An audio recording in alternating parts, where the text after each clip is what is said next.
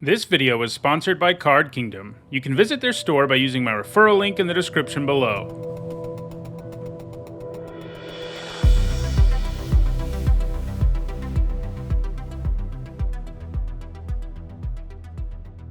Hi everyone, I'm Nitsahone, and today is Friday, and that means it's time for the 489th edition of MTG Top 10, the series where I rank cards based on their historical performance at Magic's highest level of competition. Before we jump into today's topic, I do want to draw your attention to the fact that there is now Nitsahone merch available on Merchland. Go check out their store where you can buy some sweet stuff featuring the new logo. You can find a link in the description. Last month I did a video on legendary white creatures, and today we're going to continue that theme with a look at legendary red creatures. Just like in that video, I have modified my methodology so that I can give cards some credit for frequently being played as commanders in EDH. This is not something I'm going to do for any other kinds of lists, but when talking about legendary creatures, I think it makes some good sense to give cards credit for being played a lot as commanders. In addition to the usual points, which are granted from top 8s at Tier 1 and Tier 2 events, each card in this video was also given 1 point for every 100 decks on EDHREC that use that card as a commander. This was somewhat contentious in the last video. While most people liked it, there were some who felt I shouldn't be including EDH because it isn't competitive Magic, and there were others who were disappointed when I didn't make this a permanent change to my methodology for all MTG top 10s, and if you're in one of those camps, I'm sorry. I obviously think this is the best way for me to be doing top 10s on legendary creatures. If I'm doing a top 10 on the best legendary creatures of a particular color, I think it would be an oversight if some of the most popular and powerful commanders in the game weren't on that list in some way or another. Meanwhile, I think looking at commander for my other videos feels more out of place. It simply makes sense in this case because legendary creatures are so central to the commander format. Anyway, to be eligible for this list, a card had to have a red identity and it had to be a legendary creature. In all, there are 136 legendary red creatures, and in this video, we'll take a look at the 10 that have left the biggest impact on both competitive Magic and Commander. At number 10, it is Qwee, Goblin Nabob. Qwee is great because he never stays in your graveyard. He comes back to your hand every upkeep if you want him to. It doesn't really matter how he ended up there either. You get him back every turn either way. As a result, he has mostly been used in conjunction with discard effects to make their downside non-existent, and he's been some important fuel for engines in some decks. The card it has been paired with the most consistently over the years is Survival of the Fittest, since you can simply discard Qwee every single turn to search up whatever creature you want. Qwee has been played alongside Survival in Extended Legacy and Vintage. More recently in Vintage, he's been played in Bazaar aggro decks which seek to use Bazaar of Baghdad to generate a ton of value by drawing and discarding a whole bunch of aggressive creatures who can come back from the graveyard. Qwee fits in great because he gives you more fuel to discard to the Bazaar in situations where you don't want to discard some other cards. Bazaar aggro decks have really only emerged relatively recently in Vintage, but they've been pretty dominant, and that's good news for Qwee going forward. He isn't really played as a commander in EDH, and that really makes sense since he's more of an enabler for decks with discard and mill stuff going on, and not really the kind of thing you look to build around, especially because commanders normally don't go to the graveyard at all unless you choose to make them go there. At number 9, it is Annex, Hardened in the Forge. Annex has power equal to your devotion to red, and anytime a creature dies, he gives you a 1/1 token. If the creature's big enough, you actually get 2 tokens. One really nice thing about Annex is that he counts himself, so you're virtually always going to come away with something on the board as a result of casting Annex, even if he gets killed right away. Annex really flourished in mono-red aggro decks in Standard. These decks ran Ember Cleave, and Annex plus the Cleave can often result in lethal damage out of nowhere, since the Cleave buffs his power by 3 on its own, and if you have anything else on the board, Annex can suddenly do lethal damage. He was the most successful by far in Standard, but he's also found a little bit of success in Pioneer mono-red aggro decks, and he may gain more points in that format in the future. He isn't that heavily played as a commander in EDH, but when he is, it's usually in aggressive red decks, especially those with a sacrifice sub-theme since they can take advantage of all the extra bodies he can generate. At number 8, it is Ragavan, Nimble Pilferer. Ragavan is one of the best 1-drops we've ever seen. He starts out with those Jackal Pup stats, but its text box is all upside instead of downside. He generates treasure every time he hits your opponent, and he exiles their top card and lets you cast that card until the end of your turn. The treasure you get makes it more likely you can make use of the card you exile, which is pretty awesome. He also comes with Dash because, why not? He was printed in Modern Horizons 2, which means he was never legal outside of formats that aren't Modern, Legacy, or Vintage, and that meant he could be pushed pretty dang hard. After he was printed, he very quickly became heavily played in Modern, Legacy, and Vintage, generally in tempo decks, but also in more traditional aggro decks. He's a 1-drop that can really snowball in a hurry. Ultimately, this led to him getting banned in Legacy, though it continues to see a ton of play in both Modern and Vintage, and it will keep on gaining points in those formats. He's also a pretty popular commander for aggressive red decks for obvious reasons. Notably, he's actually banned in the dual commander format, showing you the kind of power he can have. It kind of feels like Ragavan will eventually reign supreme on this list, between being heavily played in 2 formats and being a really popular commander, but for now he's only at number 8. At number 7, it is Kiki Mirror Breaker. Kiki is a pretty famous combo enabler that has done serious work in multiple formats. He was printed way back in 2004, but he wasn't played at all in Block or Standard. However, he did start seeing play in Legacy in 2007, where he was part of the super broken Hulk Flash deck.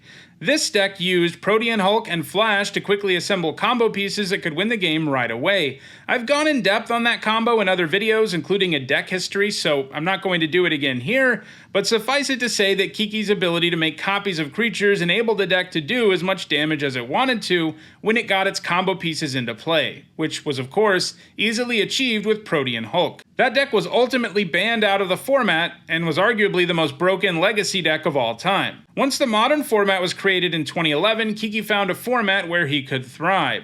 There he was played in Splinter Twin decks. While Plan A for those decks was usually Splinter Twin on a Deceiver Exarch or Pestermite, Plan B was to use Kiki in place of Splinter Twin. Like the Twin, he could allow you to make as many tokens as you wanted to, since each copy you made of the Exarch or Pestermite would also allow you to untap Kiki. He was also played in Birthing Pod decks, which ran several creature-based combos since it could search up whatever creatures it wanted, for example Kiki and Restoration Angel, which would allow you to make 1,000,000 copies of the Angel. Eventually, Splinter Twin and Birthing Pod would get banned out of Modern, and that has really slowed Kiki down. While he's never been banned in any format himself, he's been part of the reason that cards like Birthing Pod, Splinter Twin, and Flash got banned.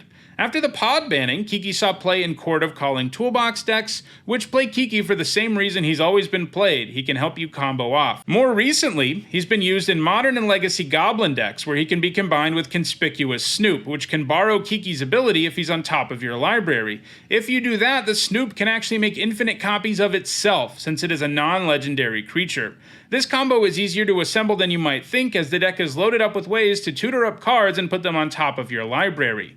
He's going to keep gaining points in Modern and Legacy. He's also a reasonably popular commander since he can be a lot of fun with any creature that has an Enter the Battlefield or Death trigger, in addition to being capable of pulling off a whole slew of combos. At number 6, it is Kari Zev, Skyship Raider. We saw Ragavan earlier on this list, and now we're seeing his pirate friend.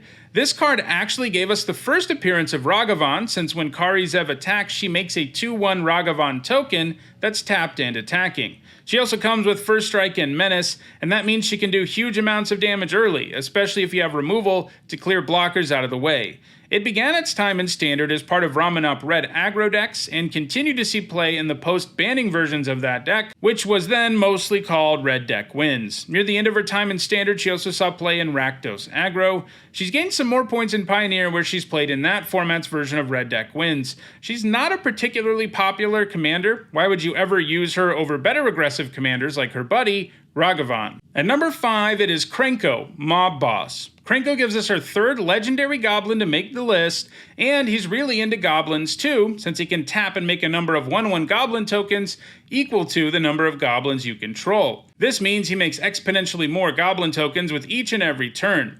Most of the cards on this list are heavily played in various constructed formats and also get some bonus points from EDH, but Kranko is a whole different thing. He only has 7 points that come from competitive constructed formats, and the rest of his points come from EDH. He's by far the most popular red commander in the game, and the 14th most popular commander overall on EDHREC, and the highest ranked commander with a monocolored identity. This is the kind of card where if I only looked at competitive Magic, he wouldn't have made the list at all, and I think that would have been a pretty big oversight. Obviously, he makes for quite the powerful commander, and he deserves a lot of credit for that. In Constructed, he's been utilized in both Historic and Legacy Goblin decks. Kranko's been around for a while, but he only started to be played in Goblin decks in those formats after the printing of Conspicuous Snoop. Like with Kiki, the Snoop can borrow Kranko's ability, and that's pretty great.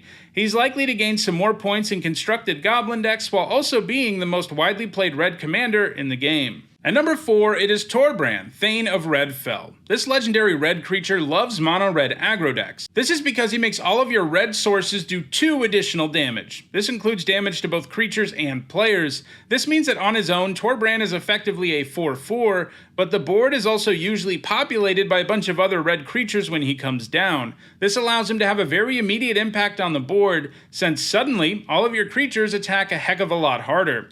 Red Deck Wins was a great deck while he was in Standard, in large part because of Torbrand, leading to the deck having a whole lot of top 8s. While he rotated out of the format a while ago, Red Deck Wins is still a thing in Pioneer, and he's going to keep gaining points there. Unsurprisingly, he's also a relatively popular commander. When playing that format, you're going to be mono-red if you have Torbrand as your commander, and just like he can in other formats, he can really multiply the amount of damage all your cards can do in a hurry. At number 3, it is Hazaret the Fervent, a legendary red god. Like many gods, he has a requirement you have to meet before he really enters the fray. Hazaret asks you to get down to 1 or fewer cards in your hand, and when you do, you get a 4-mana 5/4 with haste and indestructible. The good news is she helps you achieve this requirement, since she lets you discard cards to do damage to your opponent. Like a lot of the creatures on this list, Hazaret is definitely geared towards aggro decks, as those decks are already interested in emptying their hand quickly and doing huge amounts of damage. In those decks, Hazaret can frequently attack on turn 4 when it comes down, and then for the rest of the game you can throw any lands you draw at your opponent, doing 2 more damage. Hazaret was a heavily played card in standard red-based aggro decks and was one of the defining cards in the format while it was there. It's also seen play in other formats, though not at a super high rate in any of them. In Modern, it has 5 points spread across decks like Jund, Affinity, and Hollow One. It also has 3 points in Legacy, coming in Dragon Stompy, a mono-red prison deck. This deck aims to lock the opponent out of the game with things like Chalice of the Void and Ensnaring Bridge, and Hazaret provides the deck a win condition with its direct damage ability. Hazaret isn't the most popular as a commander, but she does get a couple of bonus points as a result of being played in that format. At number 2, I have Magda, Brazen Outlaw. This legendary dwarf gives you a ton for 2 mana. She's a 2/1, she's a dwarf lord, and anytime any dwarf gets tapped, including Magda herself, you get a treasure token, and if you have enough treasure tokens, you can give them up and search up a dragon. She's the 2nd most popular red commander behind Kranko and the 67th most popular commander overall. It's pretty neat that she's a powerful dwarf, treasure, and dragon build-around, as those are all very fun red things to be doing. In competitive formats, Magda hasn't seen any play outside of Standard, but she has been a fairly dominant card in that format, generally showing up in aggro decks with treasure sub-themes. She's often played alongside treasure dragons like Goldspan Dragon and more recently Ziatora. She may stop gaining points when she rotates out of Standard, though it seems like she could find a home in formats like Historic or Pioneer. And at number 1, it's Pia Nalar. Yeah, I can't imagine most of you knew what the number 1 card would be on this list ahead of time. This 3-mana 2/2 brings a 1/1 Thopter to the table, and then she has a bunch of artifact upside. She can give them fire breathing, and she has the ability to sacrifice artifacts to make a creature unable to block. She was played a ton in standard aggro decks that had artifact sub-themes. That format had a plethora of vehicles and other artifacts running around. She has not yet gained any points outside of Standard, but she is being played some in Pioneer and could add to her score in the future. She also isn't a very popular commander in EDH, so while she currently occupies the number 1 slot on this list, it does feel like she'll inevitably be passed by several cards behind her, like Magda or Ragavan. Well, those are the 10 legendary red creatures that have left the biggest impact on both EDH and competitive Magic. If you want to own any of these powerful legendary red creatures, check out the description where you can find a direct Card Kingdom link for every one of them. If you enjoyed this video, do me a favor and like it and share it. If you want to make sure you stay aware of future content, don't forget to subscribe and turn on notifications. If you want to catch up on the almost 500 other MTG top 10s, you should see a playlist on your screen shortly. And if you want to go the extra mile in supporting the channel, there are several ways that you can. You can become a patron or a YouTube member, or as I said at the beginning of this video, you can buy Need to Hone merch. Check out the description to find how you can do all of those things. Thanks for watching.